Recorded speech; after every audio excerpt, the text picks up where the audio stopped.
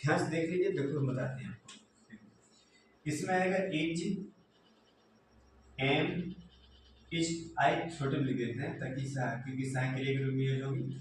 Is M R ना, यानी is M R ये यूज चले, यूज के रूप में यानी लिख देते हैं use of, use of is M are.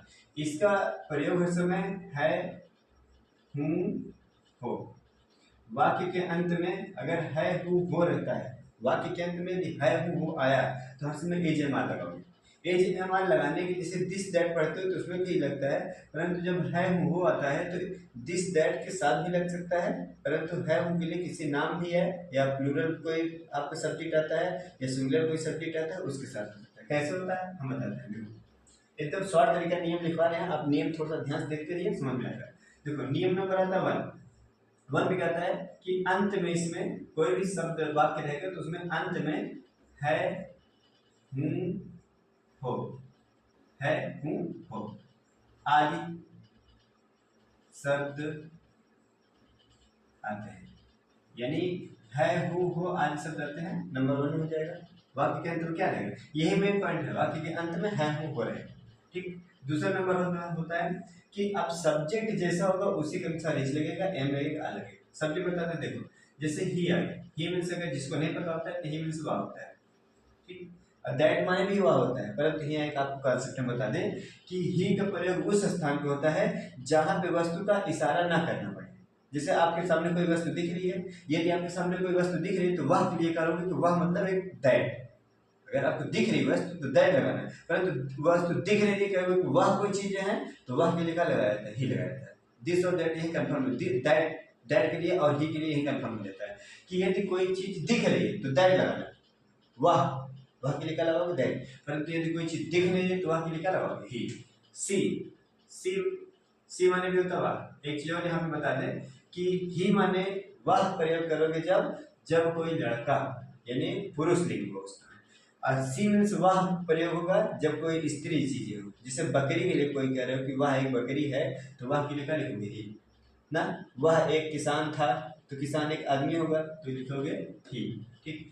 He see it या नेम, ठीक, नेम हो या सिंगुलर सब्जेक्ट, क्या लिखोगे, सिंगुलर सब्जेक्ट। अगर इतनी चीजें होंगी, सब्जेक्ट समझ जाना, सिंगुलर सब्जेक्ट तो इज लगा देना। क्या लगा देंगे, सब्जेक्ट है। इसके अनुसार अगर थर्ड नंबर में आता है आई, आई मीन्स क्या होता है, मैं। ठीक, आई मीन्स होता है मैं। अगर ये मैं होगा सब्जेक्ट पे तो क्या लगा देना, एम लगा देना। अभी आपको यहाँ से कंफर्म नहीं होगा तो आपको ट्रांसलेशन बताएंगे तो उसमें समझ में आ जाएगा, थोड़ा देखते रहिए बस इसे। फिर आएगा यू, यू मीन्स क्या होता है, तुम। ठीक, यू वी मीन्स होता है हम। ठीक, यू वी दे मीन्स होता है वे लोग या वे सब। ठीक, और इसमें आएगा प्लूरल, क्या आएगा, प्लूरल सब्जेक्ट। प्लूरल सब्जेक्ट आ गया तो क्या लगा देना, आ लगा देना ना। अब रूल आपको क्या बन जाता है, देखो सब्जेक्ट इतना ढेर सारा, इतना ढेर सारा, इतना ढेर सारा, ये सब्जेक्ट ये सब्जेक्ट है, तो इसमें रूल जब आप बनाना है तो रूल में लिख दिया जाता है कि यहाँ पे सब्जेक्ट लिखते हैं, क्योंकि सब्जेक्ट हमारे ढेर सारे हो सकते हैं, इतने हो सकते हैं, इधर से सब यह हो सकता है, ये हो सकता है, ये हो सकता है, तो हम तो पूरा सब लिखेंगे नहीं यहाँ पे। तो सब्जेक्ट लिख दें, ये आपका सब्जेक्ट है, ये वाला, ये नाम दिया गया तभी सब्जेक्ट। प्लूरल कोई सब्जेक्ट आ गया तो भी, जैसे किताबें, बच्चे बच्चे हो गए तो प्लूरल सब्जेक्ट बहुत सारे हो गए ना। अब दे आ गया तो वो भी सब्जेक्ट, ये भी सब्जेक्ट, ये सब्जेक्ट, ये सब्जेक्ट, ये सब्जेक्ट, ये सब सब्जेक्ट है। सब्जेक्ट बाद आपको हेल्पिंग वर्ब लिख देना है, हेल्पिंग वर्ब। हेल्पिंग वर्ब देखो, ये हेल्पिंग वर्ब, ये हेल्पिंग वर्ब, ये हेल्पिंग वर्ब। अब ये बताएगा ना, इसमें चीजें लगेगा, लगा देना, आई लगेगा, एम लगाता है, ये चीजें लगेगी, इज लगाते हैं। कैसे होगा आगे। अगला आएगा ऑब्जेक्ट, क्या आता है, बस इतने रूल खत्म हो जाता है। अब आपको ट्रांसलेशन देते हैं, उससे आपको समझ में आएगा। देखो जैसे इसमें दे ना, वह एक किसान है। देखो है वो में कोई है, अब इतना समझ लो इस लगेगा, एम लगेगा, आ लगेगा। थोड़ा इस पे याद कर लेना, ही सी इट नेम, 2 बार बोलोगे तो याद हो जाएगा। He see it name, he see it name, he see it name. अगर इतना बोलो और उसके साथ इस लगाओ, क्या लगेगा, देखो वह एक किसान है, किसान आदमी होगा तो लिखेंगे ही, क्या लिख देंगे, ही। अब यहाँ पे ही लिखें, ही के साथ क्या लग जाएगा, ये इस लगा देना। He is a farmer. क्या हो जाएगा? पर एक तरीके से बना सकते हो, दैट लगा के बना सकते हो, पर दैट लगाओगे तब जब आपके सामने वो किसान दिख रहा हो। अगर किसान दिख रहा है तब क्या कह देना कि दैट इज अ फार्मर। ये आपका ट्रांसलेशन दोनों सही माना जाएगा, परंतु ये आपको ये वाला जो होगा, ये वाला आपका ये वाला वाक्य आपके सामने फार्मर दिखना नहीं चाहिए। वो सिर्फ काल्पनिक चीजें बताओगे। काल्पनिक मतलब होता है आपको दिख नहीं रहा है, परंतु कह दो कि वह एक किसान है। जिससे हम बात करें तो वह किसान है, पता नहीं कहाँ है। अब उसमें इसमें क्या हो जाएगा, दैट इज ए फार्मर। आपको एक किसान वो दिख रहा है तो दैट इज ए फार्मर संकेत करे वो किसान है, तब दैट लगा देना। आपका ट्रांसलेशन दोनों सही माना जाएगा, परंतु ये दिखेगा तब लगाना, नहीं दिख रहा ये लगा देना। आगे जैसे मैं एक डॉक्टर हूं। देखो इसमें क्या गया, हूं शब्द है हूं वो। देखो यहाँ पे है क्या, मैं शब्द क्या लगा देना, एम। देखो सब्जेक्ट हो गया हमारा मैं, आई लिख दिया। आई के बाद हेल्पिंग वर्ब एम है ना, एम लगा दो। एक डॉक्टर, ए डॉक्टर, हो गया सिंपल से। अब जैसे कहते हैं तुम एक जादूगर, क्या लिख देते हैं यहाँ पे, जादूगर हो। तुम एक जादूगर हो। अब बताओ यहाँ पे तुम आया, इसमें सब्जेक्ट आया, ये सब्जेक्ट है नहीं सब्जेक्ट है, इसका अनुसार क्या लगा देना, आर लगा दोगे, सिंपल हो जाएगा। तो यू लिख देना, यू के साथ क्या लगा दोगे, आर, क्योंकि तुम आया सब ना। एक जादूगर, ए मैजिशियन, ए मैजिशियन, ये आपका ट्रांसलेशन खत्म हो जाता है। ठीक, सिंपल हो जाता है। अब इसके बाद ये आपको इतने समझ में आया होगा, तो अब आगे देखो। ठीक, अब इसके बाद क्या होता है, ये आपका जो वाक्य था ये साधारण वाक्य हो जाता है, यानी अफर्मेटिव, साधारण वाक्य। साधारण वाक्य होता है जिसे इंग्लिश में बोला जाता है अफर्मेटिव। अफर्मेटिव ये पूरा वाक्य आपका क्या था, अफर्मेटिव था। अफर्मेटिव बात, अफर्मेटिव मतलब होता है जिसमें नहीं शब्द नहीं आएगा। अगर नहीं शब्द आए तो निगेटिव हो जाएगा ना। तो अब इसके बाद आपको बताएंगे निगेटिव, थोड़ा देखो। अब इसके बाद बताते हैं निगेटिव, इसको मिटा देते हैं, देख लेना, इसके शॉर्ट अपना ले लेना। ठीक, अब देखो अगर अफर्मेटिव खत्म हो गया, अब निगेटिव बात करते हैं। निगेटिव, निगेटिव में आपका नियम लिखा होता है, निगेटिव सेंटेंस। निगेटिव सेंटेंस मतलब इसका मतलब होता है कि नहीं शब्द आएगा इस वाक्य में, नहीं शब्द अनिवार्य रूप से आएगा, तभी आपको माना जाएगा निगेटिव सेंटेंस। निगेटिव सेंटेंस का एक नियम लिख लो बस, थोड़ा ध्यान से देखना, समझ में आएगा कैसे। कि नहीं शब्द आने पर, नहीं शब्द आने पर इज, एम, आर के बाद नॉट लगाते हैं, खत्म हो जाता है, एक ही रूल से। तो जब आप रूल बनाइएगा तो एज एम आर के बाद क्या जोड़ देना, नॉट जोड़ देना। रूल देखो कैसे बनता है, जैसे अभी अफर्मेटिव वाला बना तो इसे बनेगा, सब्जेक्ट लिखना, प्लस लगाना, एज एम आर। ऑब्लिक का मतलब होता है भैया कि एक वचन रहेगा सब्जेक्ट इज, बहुवचन आई मैं रहेगा तो एम, बहुवचन रहेगा तो आर लगा देना। इसमें तीनों में से एक ही लगाना। अब इसके बाद नॉट आपको अनिवार्य रूप से लगाना पड़ेगा क्योंकि नहीं शब्द आएगा। फिर उसके बाद आपका ऑब्जेक्ट लिख दीजिएगा। ठीक, ऑब्जेक्ट लगा देना। एग्जाम्पल देखो कैसे, जैसे सीता एक अच्छी लड़की नहीं है। अब देखो ध्यान से, सीता एक अच्छी लड़की नहीं, सीता नाम है ना, नाम आयत का लगाएंगे इसलिए अभी आपको बता दिया गया है। देखो तो लिखेंगे सीता, सीता नाम है तो इस लगाओ। अब एज हमारे तीनों में से एक लग गया तो नाट लगाओ, इसके बाद नाट लगा दो। अब बताओ पूरा करें, एक अच्छी लड़की ना, तो क्या लिखेंगे, ए गुड गर्ल, या खत्म हो जाता है। हर बार इज आए तो नाट, एम आए एम के बाद नाट, आर आए आर के बाद नाट लगा दो, खत्म हो जाता है। अब जैसे पहला एग्जाम्पल खत्म, दूसरा एग्जाम्पल देखो। हम लोग बूढ़े बूढ़े नहीं हैं, निगेटिव बन गया ना। तो हम लोग क्या देंगे, वी। अभी आपको बताया था पीछे वहां पे देख लो कि वी वाले में आर लगता है। अब आर के बाद नहीं आया तो नाट लगाओ ना, वी आर नॉट ओल्ड, हम लोग बूढ़े नहीं है, खत्म हो जाता है। अब उसके बाद तीसरे नंबर देख लेते हैं ना, मैं एक लेखक, मैं एक लेखक नहीं हूं, मैं शब्द आया, मैं के लिए आई लगता है, आई शब्द हर समय फिक्स कर लो, एम लगता है, I am not, I am not a writer, writer भी कहा जाता है और ऑथर भी कहा जाता है। यहाँ से हो जाता है आपका क्या, निगेटिव खत्म हो जाता है। निगेटिव में खत्म होने के बाद एक चीज यहाँ से ध्यान दो कि जैसे ही अब इसके बाद आपको पढ़ा जाएगा इंट्रोगेटिव, क्या पढ़ा जाएगा, इंट्रोगेटिव। जैसे इंट्रोगेटिव बताया जाता है तो इंट्रोगेटिव मतलब होता है इसमें क्या शब्द आएगा, पहले देखो यही तो हम ये खत्म कर देते हैं इस शब्द को। अगर मैं एक लेखक नहीं हूँ, इसमें एक अनुवाद दिए हैं, मैं एक लेखक नहीं हूँ, अगर जैसे इसी में क्या आया, अगर क्या आ गया तो क्या अब ये बोले क्या मैं एक लेखक नहीं हूँ, किसी से क्वेश्चन कर रहे नहीं कर रहे, अगर किसी से क्वेश्चन कर रहे तो नहीं पूछ रहे, पूछ रहे मतलब क्वेश्चन मार्क। अब जैसे क्या आया तो क्या के स्थान पर हम जो ये एम यहाँ लिखते थे, एम उठा कहाँ नीचे लाएंगे, आगे, और यहाँ से एम मिटा देंगे। ठीक, अब आई के बाद क्या लगा दोगे, ना टाइप लगाओ ना ना लगाओ, एक जो ऑब्जेक्ट है उसको लिख दो। याद रखना कि अगर क्या शब्द आ रहा है तो एम आगे लगा दो। ठीक, अब क्या हो जाएगा, देखो इसको हम बना देते हैं जैसा था। ठीक, अब देखो आगे चलते हैं, आगे इसको मिटा देते हैं। अब हम अगला डालेंगे इंट्रोगेटिव, इसको पूरा वाक्य मिटा देते हैं, यहाँ से निगेटिव खत्म हो गया है। अब देखो अब आते हैं इंट्रोगेटिव।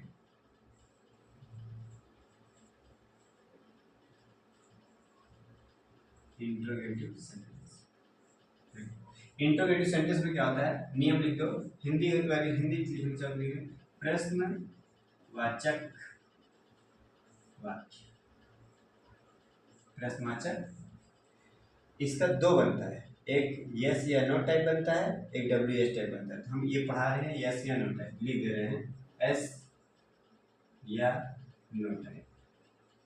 ये कौन सा चला भैया, यस या नो टाइप, इसका मतलब ये होता है कि इसके शुरू में क्या शब्द आएगा। जैसे आप कभी भी पूछो किसी से क्या तुम घर जाओगे या क्या तुम घर जाते हो, तो बोलेगा सीधे क्या, हाँ या ना, तब ये मतलब क्या होगा, यस या नो टाइप। ऐसे बोल दो क्या तुम किताब पढ़ते हो, क्या तुम पानी पीते हो, तो सीधा बोलेगे हाँ या ना, डायरेक्ट, तो यस या नो टाइप हो जाता है। तो यानी इसमें जो अनुवाद आएगा वो क्या कह जाएगा, तो इसमें हम थोड़ा लिख देते हैं, आपको समझना थोड़ा देखो। नंबर 1, वाक्य के शुरू में, शुरू से ही लिखा है, शुरू कैसे लिखा है, ऐसे लिखा है, वाक्य के शुरू में क्या शब्द आता,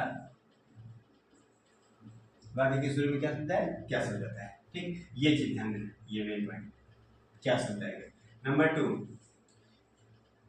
क्या के स्थान पर, क्या के स्थान पर, जो क्या शब्द रहेगा उसके स्थान पर क्या करोगे, क्या के स्थान पर इज एम आर लिख कर, इज एम आर लिख कर सब्जेक्ट लिखते हैं, नहीं आएगा तो सब्जेक्ट वर्ब नॉट लगा देना, आएगा तो, नहीं आएगा तो कोई बात नहीं, पर हम रूल में पूरा लिखवा देंगे। ठीक, एक चीज याद रखना कि 3rd नंबर में वाक्य के अंत में, वाक्य के अंत में प्रश्नवाचक चिन्ह, प्रश्नवाचक चिन्ह, प्रश्नवाचक चिन्ह जानते हो, क्वेश्चन मार्क से बोलते हैं हम, प्रश्नवाचक चिन्ह ऐसे होता है, लगाते।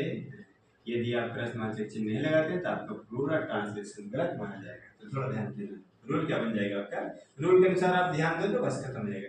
यानी आपको पहले ही लिख देना है इज लिखना, या तो एम लिखना, या तो आर लिखना, वो आपका ये बताएगा। कौन बताएगा भैया, सब्जेक्ट जो रहेगा वही तीनों बताएगा कि हमको क्या लिखना है, जो सब्जेक्ट रहेगा वही बताएगा। जैसे आई रहेगा तो एम रहेगा, यू रहेगा तो आर लगाएगा, एक बच्चा रहेगा ही सी इट, इज लगा देना। अगर नॉट आता तो लगाओ, नहीं आता तो ऑब्जेक्ट लगाओ ना, खत्म हो जाएगा यहीं से। और क्वेश्चन मार्क फटाक से ठोक देना, क्वेश्चन मार्क लगा देना, हो जाएगा। देखो ट्रांसलेशन देखो कि थोड़ा समझ में आएगा, पर टाइम लगेगा ना, थोड़ा देखो तो, टाइम वेस्ट ना करो, सिर्फ समझते रहो, समझते रहोगे तो आपको समझ में आएगा। देखो पहले, क्या मैं एक बहादुर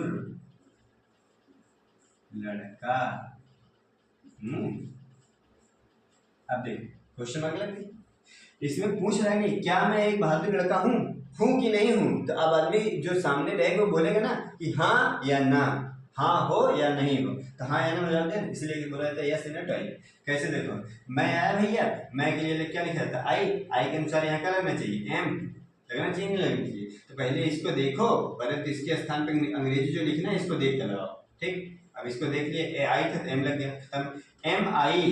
अब बताओ, नहीं तो है नहीं, फिर बताओ इज में से लिखे फिर सब्जेक्ट लगाए, नॉट कब लगता है? जब नहीं होगा तब ना, नॉट तो है नहीं तो ऑब्जेक्ट लगाओ ना। एक बहादुर लड़का है, ए ब्रेव वाई, खत्म। समझ में आई अगली बात? दूसरा देखो, नंबर 2, क्या वे तुम लोग लिख देते हैं, लिख दिए, तुम लोग जोकर नहीं हो?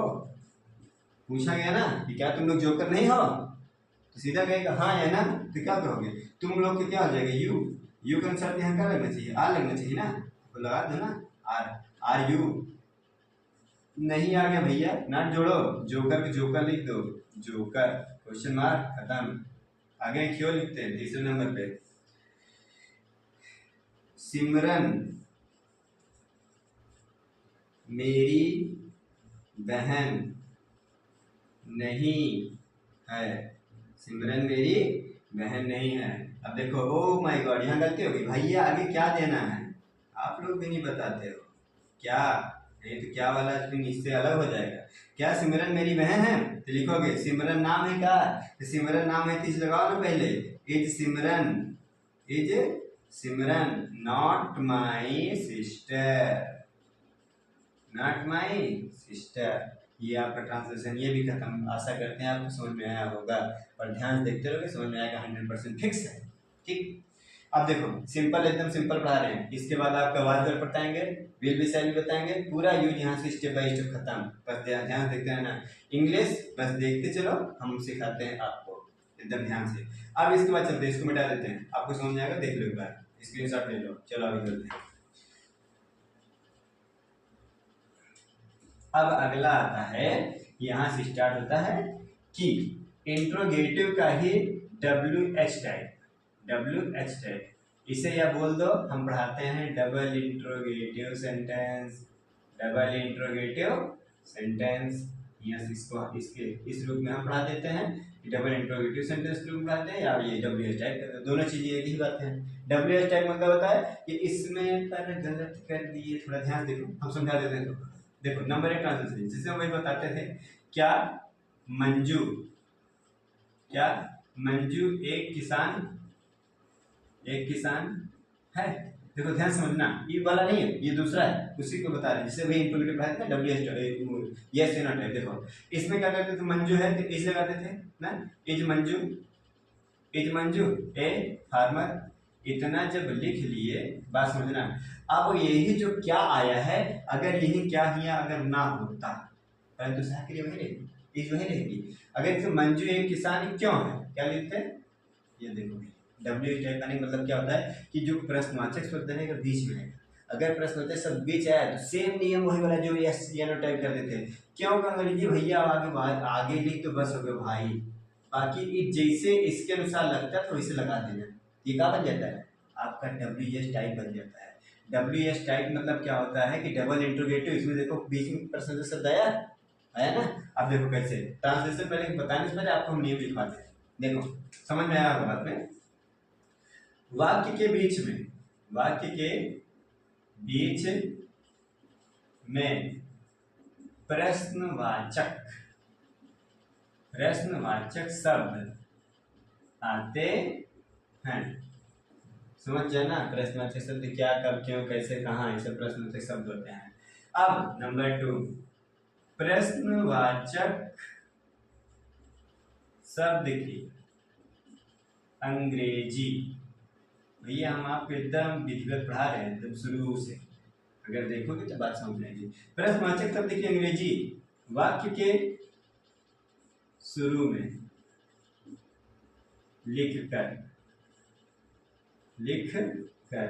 Is M R, is M R के बाद, ध्यान देना है, यहाँ पे हम क्या बता रहे हैं कि प्रश्नवाचक शब्द की अंग्रेजी पहले लिख रहे हैं, जिसे भाई लिखे थे, फिर इजेमार लगाओगे, फिर इजेमार के बाद सब्जेक्ट, सब्जेक्ट लिख कर, फिर लिख रहे हैं, चलो ठीक है, लिख कर नॉट लगाते हैं, कैसे लगाते हैं, नाट लगाते हैं। और नाट कैसे लगेगा देखो थोड़ा, ये देखो कैसे।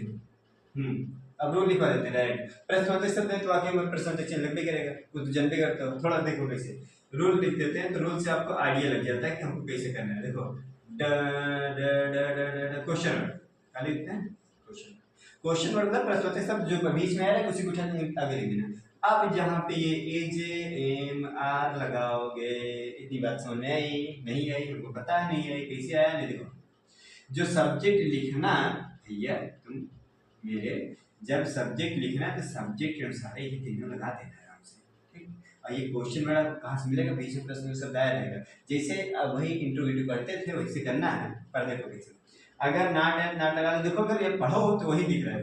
प्रश्नवाचक शब्द की अंग्रेजी वाक्य के शुरू में लिखा है, प्रश्नवाचक शब्द की अंग्रेजी वाक्य के शुरू में लिखा है एजेमार के बाद सब्जेक्ट लिखते हैं, सब्जेक्ट लिख के नाट लगा दें। अगर नाट है लगाओ, नहीं ना लगाओ, ऑब्जेक्ट लगा क्या लगाओ, अंतिम में क्वेश्चन मार्क लगा दो। कैसे करना है ट्रांसलेशन देखो।